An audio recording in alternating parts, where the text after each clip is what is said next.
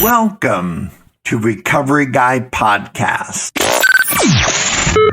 Welcome. Recovery is a lifelong process.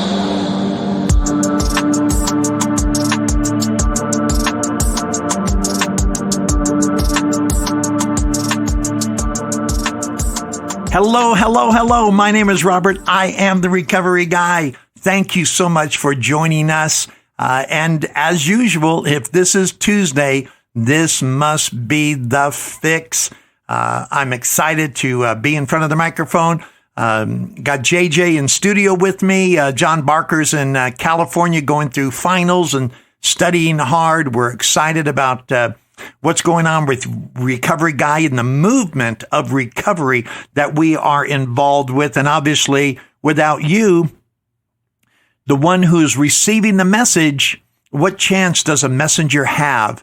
So if you're ever wondering of what value you bring to Recovery Guy and Recovery Guy Podcast, recoveryguy.org, all that we're trying to do with our elements of wellness, never underestimate your value.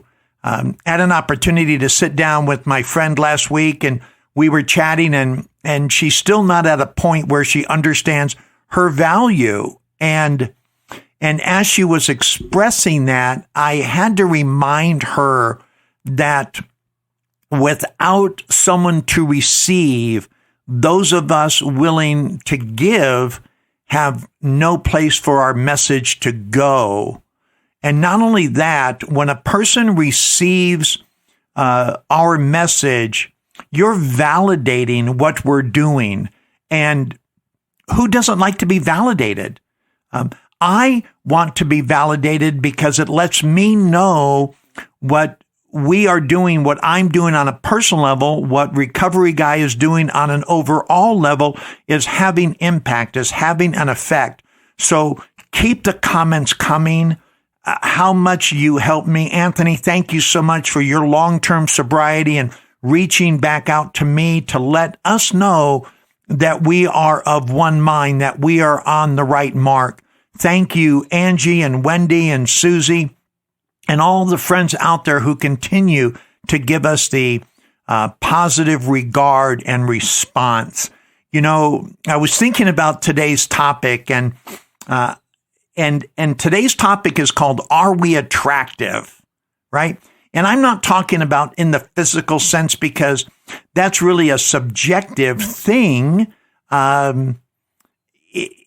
Attractiveness from a physical standpoint is really, beauty is in the eye of the beholder.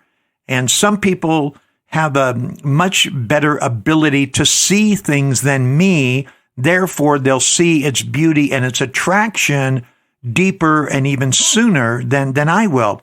But what I'm talking about is our recovery. So this message today, this podcast today, is more for those of us who have been around for a while. You newcomers, you get a Tuesday off, although I hope you listen because I want you to understand what our responsibility is to you in terms of the message that we carry. And when you become responsible to begin carrying the message that you're formulating in your life, you will care how attractive you are to others.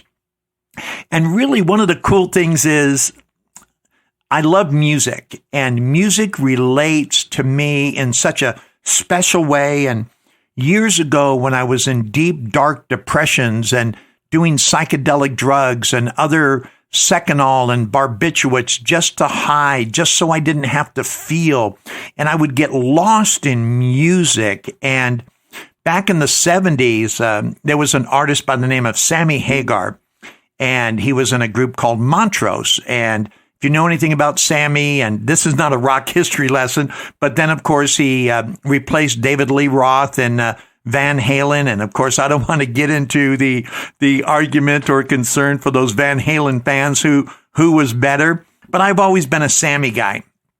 So here's the deal. Sammy went and formed this group. Chet drummer from Red Hot Chili Peppers, Joe and Michael Anthony from Van Halen, and they formed this group called Chickenfoot. Chickenfoot did this cover from a group called Deep Purple called Highway Star back from the 70s. And if you know anything about classic rock, Deep Purple was everything with Ian and Richie Blackmore, and they just killed it in classic rock. But Highway Star was one of their great hits. And so Sammy and Chickenfoot redid it. And I want you to listen to the opening, and it's really the foundation of my talk today. I want you to listen to how Sammy introduces this song and the energy that it brings and what it meant to Joe and Chet and Michael and himself, and then feel the energy of the song coming on, and then that will be our point of reference for today in Are We Attractive?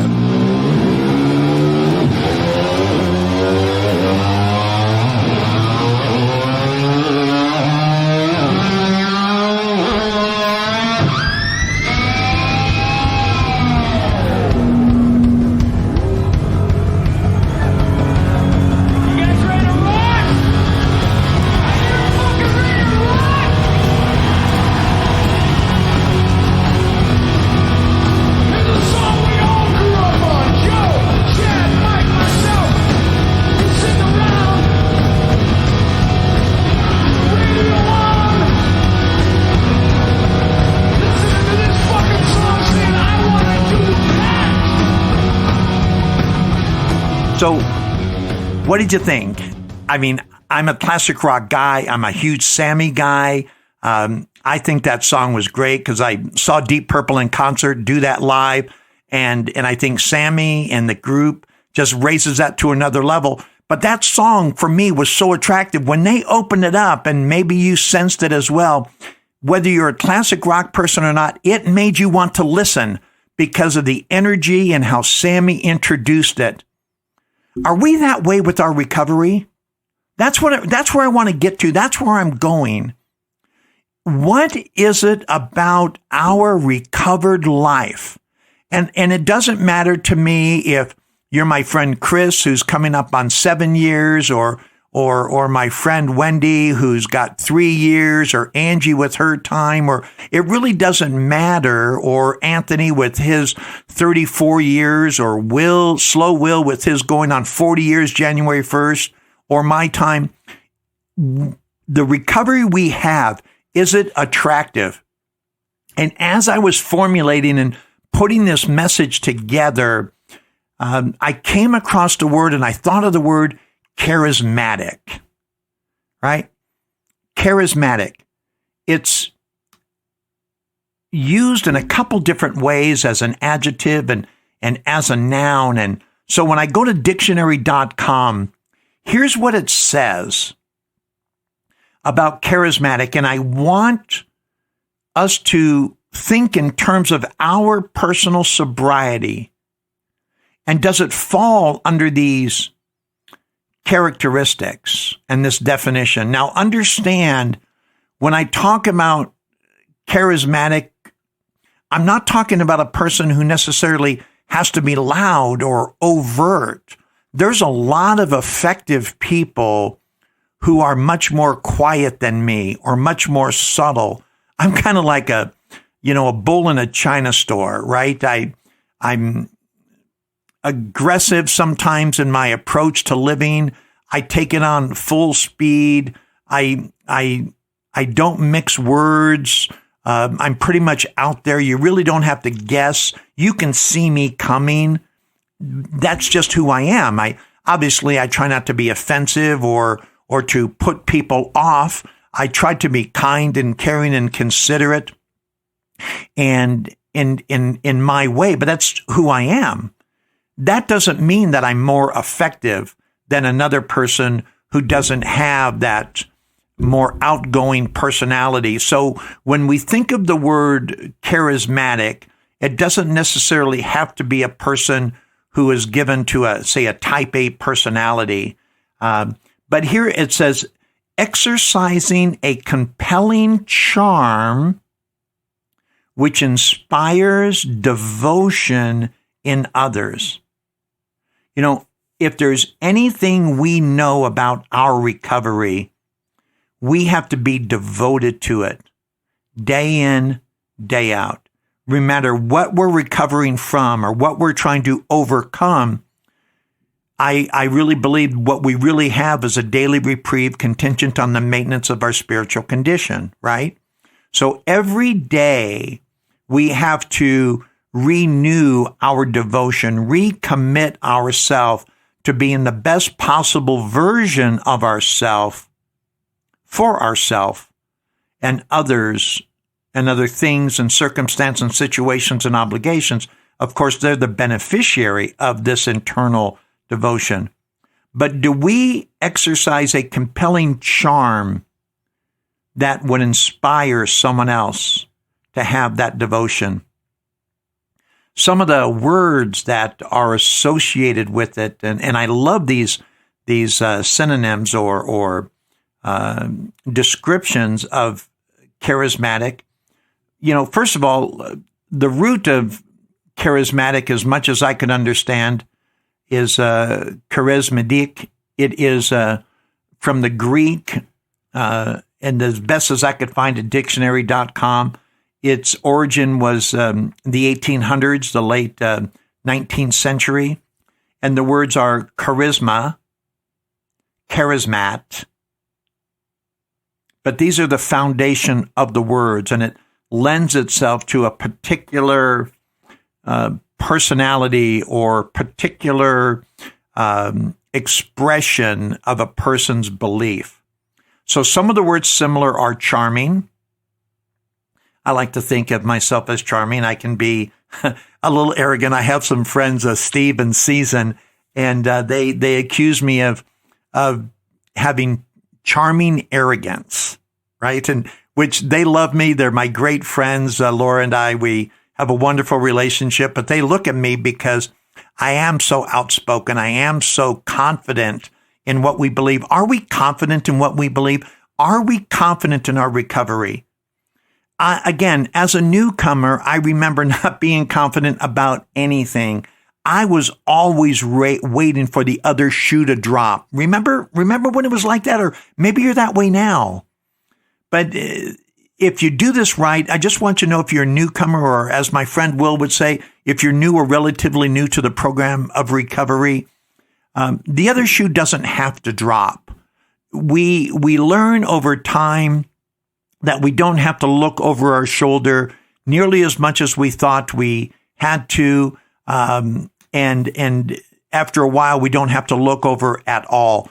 We clear away the wreckage of our past. And as Slow Will, my sponsor, says, if we clear away the wreckage of our present, then we don't have to worry about the wreckage of our past. So be encouraged if you're new or relatively new. And if these words don't resonate with you, stick around, talk to your sponsor, read your recovery material, continue to pray to God as you understand God for this confidence and this charismatic approach that would inspire others comes upon you in the form of personal confidence in the things that you are doing. So we have charming, we have fascinating. Are people fascinated with you? Do they kind of, wow, where did you get that? You know what I'm talking about? For those of us who've been around a while and we have a tendency to mix with people outside of recovery where they're not familiar with our approach to this new way of living. And it's almost like we found out a secret that they're not quite sure where we learned it. It fascinates them. It's that compelling reason that they would want to be around us. Do you ever meet someone or come across a certain situation and for some reason there was just a connection? Some reason you just thought, what is it about this person? What is it about this situation? Is it something that's familiar to me? Is it something that I thought I liked, and when I see it, I realized how much I did? What was it that really got you to say, dang, I appreciate this. I really like this. It fascinated you because it was helping you connect the dots. It was helping you put color to an otherwise dull picture because you'd never seen it or heard it displayed to the degree that you are, and it fascinates you. Another description or a word similar or description similar to charismatic is full of personality. When you express your recovery, are you doing it from a standpoint of who you are rather than what you do? That's what a personality is. It's an expression of Robert Pardon. It's an expression of me. It's not an expression necessarily of Bill Wilson or Gamblers Anonymous or Emotions Anonymous or Overeaters Anonymous. It's not even really a full representation of my church or the Word of God. It's what I have processed as a result of that information. It's full of my personality. It's how I express all the things to you. I was on the phone this morning with my friend Richard, and Richard and I were talking. He said, "How did you arrive?" Because he had listened to the power of thinking on the podcast, and he said, "How did you come up with this theory over time, and how did you get to thinking that way?" Well, I walked him back through everything that I learned back from 1986, things that Will taught me, Jack taught me, Texas Mike taught me. You've heard my TED story before, Pete the Greek, Abe, all the people who were significant, Buddy and Eddie and Scott and Steve, all the people who were instrumental in my recovery, all the things. And I started putting the pieces together for him. And then when I was introduced to Stephen Covey in 1993 and began progressing and expanding my thinking and deepening my degree of understanding of me so I could be full of personality for you, that when you heard my message, I was believable. One of the things when I do public speaking and people have a tendency to see my animation and my expression, they see that it's full of personality. I'm not giving you a line. Everything that I talk about on Recovery Guy, everything you see in my videos, I believe it. I drank the Kool-Aid a long time ago, and it is full of my personality. It's who I am. The next thing is strong in character. Does it tell them who you are? Not what you do, but who you are. Strong in character. Is my message representative of Robert Pardon? And one of the most exciting things about having done this for over 33 years is that it's evolved and my character has grown, and I begin even to become more full in this personality and the expression and the charm and the fascination I deliver it in hopes that it will more quickly and deeply inspire others to have the devotion that you and I have to have the success to reinvent ourselves. Because it's not just about not doing a behavior or taking a substance.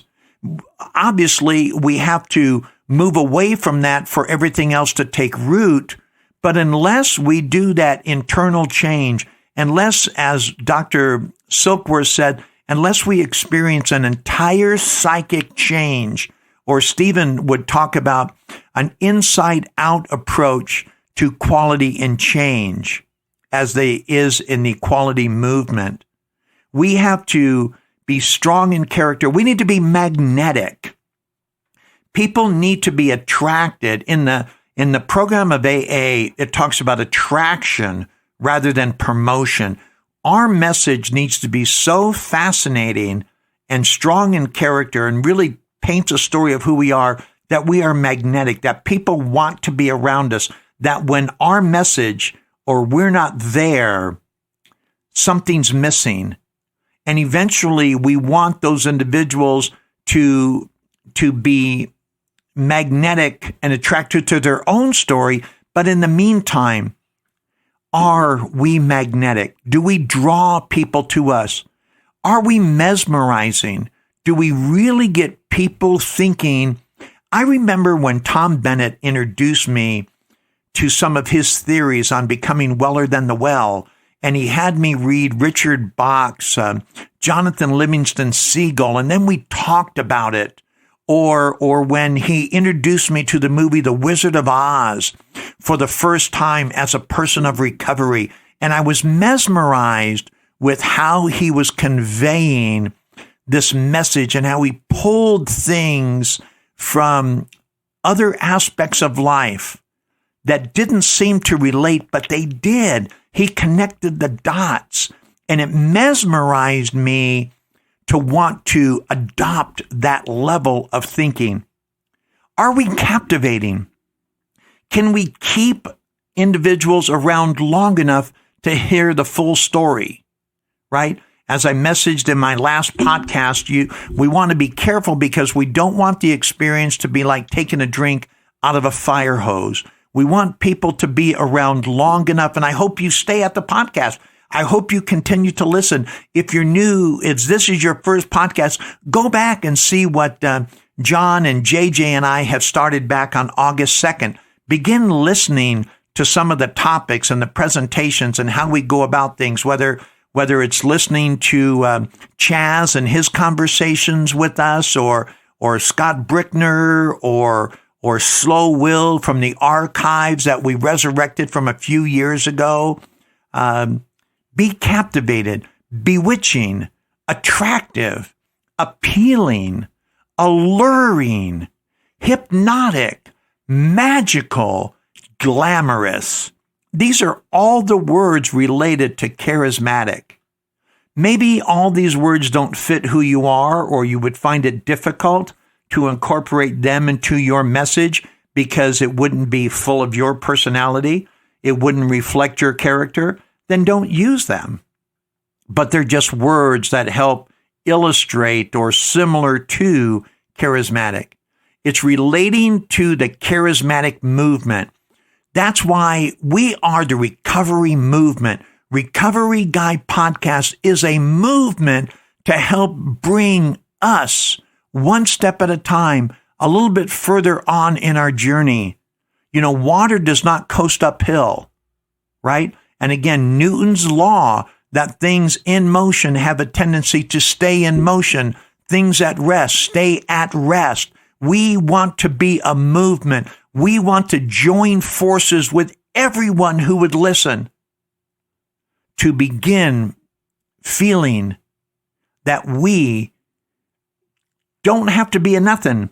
We don't even have to be an almost. We can become the best possible version of ourselves that we could possibly be.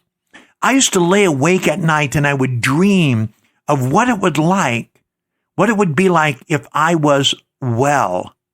Remember, or maybe you still do, being awake at 2 o'clock, 3 o'clock in the morning and realizing our position, our condition, how our life is continually going downward. For some of us, it began to spiral down really fast. Others leading up to that, or maybe still, it was sort of gradual. And we would lay there at night and wish we were somebody else doing something else somewhere else. Well, let me tell you, folks, I can't dream of who I am today. I can't dream. I could have never dreamt of where I'm at today. It is so far beyond my comprehension.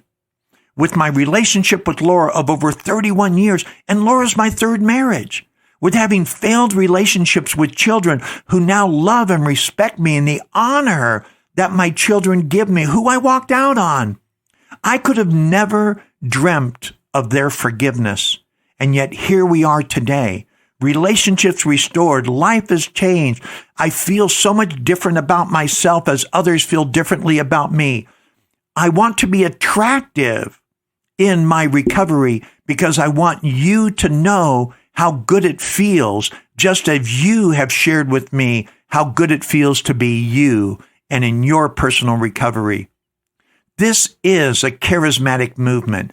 It needs to be attractive. It needs to be compelling, full of personality, fascinating, because if not, Why would someone want to join the movement?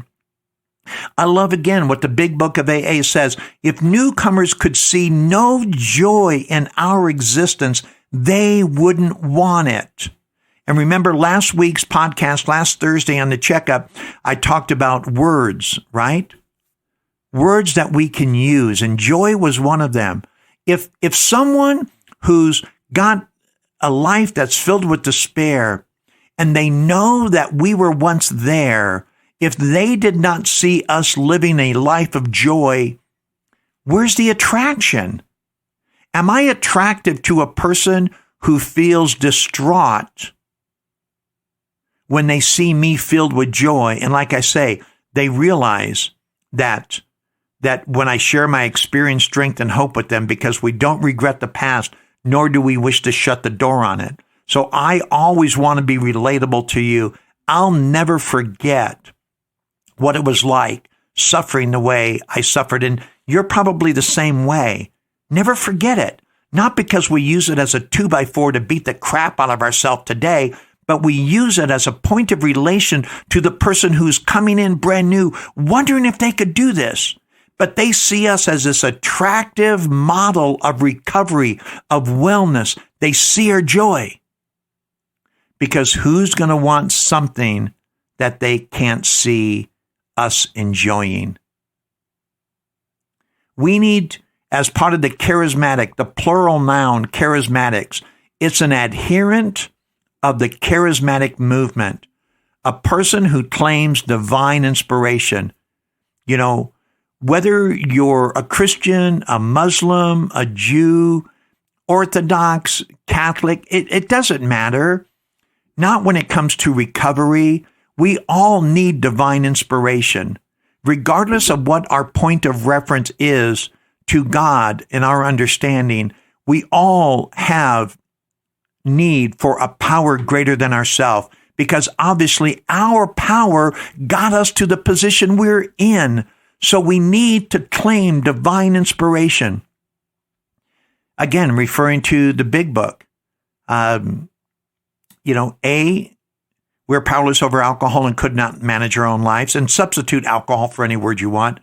B, that probably no human power could have relieved our alcoholism. Again, substitute the word. And C, this is universal. God could and would if he were sought.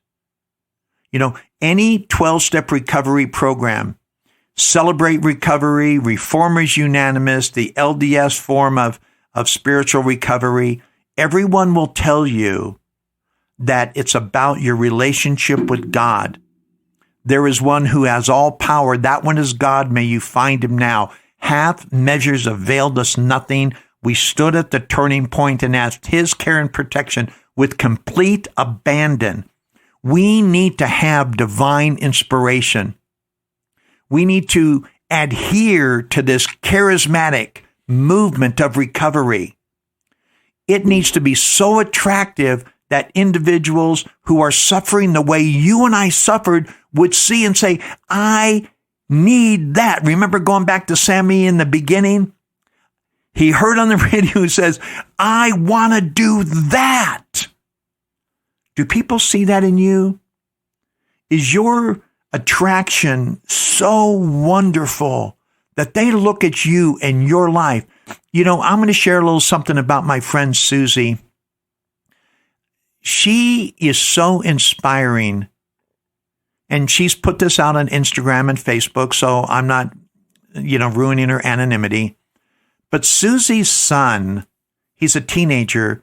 He's going through a heart condition. Could you imagine as a parent having a child going through a heart condition? I've never had to experience those kinds of things. I'm very fortunate, but maybe that was given on your road as well. Maybe you know what that's like. I know what it's like to suffer and to lose. But I'm so proud of Susie because she has divine inspiration. She is adhered to her charismatic movement of Al-Anon and recovery, and she claims divine inspiration as the sole power of that.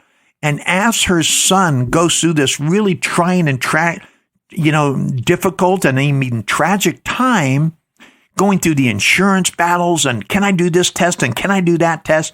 Susie has never lost a beat when it comes to the attraction. I would imagine any person who knows her story, who's coming into the program of Al-Anon, is going to say, I want to do that.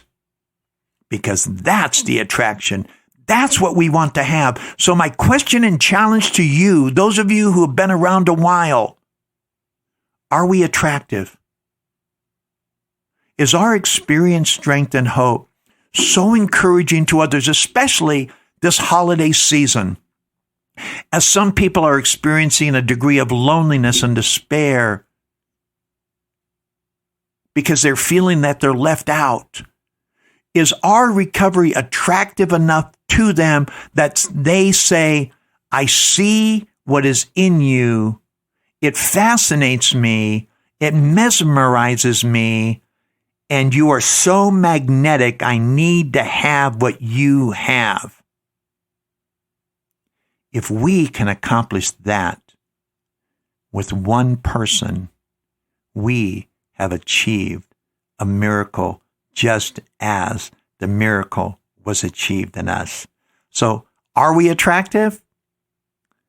That's for you to answer, just as it is for me to answer. Thank you for joining me today. My name is Robert. I am the Recovery Guy. I was trying to do everything